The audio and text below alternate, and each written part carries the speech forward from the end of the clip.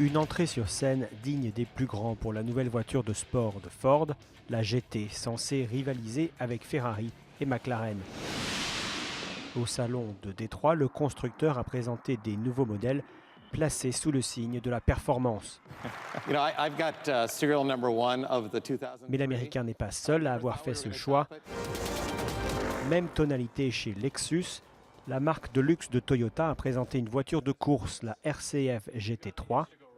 L'autre géant japonais, Honda, a lui dévoilé une hybride surpuissante. La NSX offre une combinaison unique avec un moteur à essence et un moteur électrique pour une accélération instantanée. Les sensations pour le conducteur sont les mêmes que celles ressenties dans le cockpit d'une Formule 1. Loin d'être une Formule 1, la Bolt de Chevrolet a aussi été très remarquée. Preuve que les voitures vertes ne sont pas forcément éclipsées par cette avalanche de modèles sportifs. L'embellie économique aux États-Unis profite à toute l'industrie automobile. Dans toutes les catégories de voitures, il y avait quelque chose de nouveau sur ce salon. C'est cela le thème cette année. Tous les secteurs du marché profitent de l'optimisme qui règne dans l'industrie automobile en ce moment. Toutes les voitures présentes ici sont de meilleure qualité, plus performantes. Elles sont plus avancées et c'est le cas pour tous les types de modèles.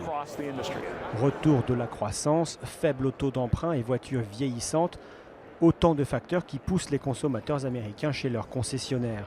La chute spectaculaire des prix du pétrole jouerait aussi un rôle non négligeable, un impact nuancé par certains constructeurs. La baisse des prix du pétrole peut faire une différence d'un mois sur l'autre, mais ça ne change pas notre stratégie.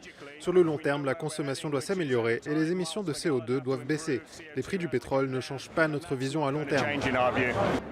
Mais si les grands groupes préfèrent penser de nouveaux modèles économiques, la baisse du prix à la pompe a déjà fait réagir les automobilistes américains. Les ventes de pick-up dans le pays sont à nouveau au plus haut.